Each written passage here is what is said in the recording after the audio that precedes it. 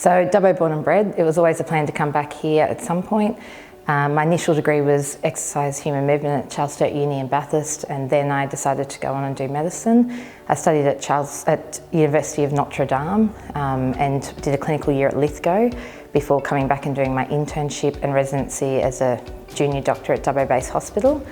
From that, I really loved my obstetrics and then did 12 months training on the GP training program in obstetrics and gynae at Dubbo Hospital. And I now work as a GP obstetrician between Dubbo and Bathurst hospitals. So I chose the Rural Generalist training program so that I could do lots of things. I wanted to be able to work in rural and remote areas and travel if I wanted to. Dubbo Hospital gave me the option to do all the training I wanted to, and I can still work in remote towns. I've now worked in Mudgee as a VMO, as a GP registrar as well, and that meant I got to work in the emergency department and run that when I was working there. I've had lots of support in the hospitals by the senior doctors, and I'm able to come back and still work in Dubbo Hospital now. I always talk about the ability to be able to do a lifestyle with my job. There's not many obstetricians that can choose when they want to work and not work, and I get the flexibility with young children and to be able to be a GP that I not only look after the labour and the delivery of the children, but I'm able to look after them as they grow up. Being a GP in a rural area means that you can not only work with the family, but you can continue that lifelong, and you then get to meet all the family.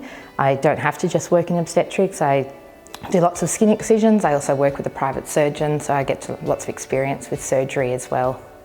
I came to Dubbo because I knew everyone here from my family and friends.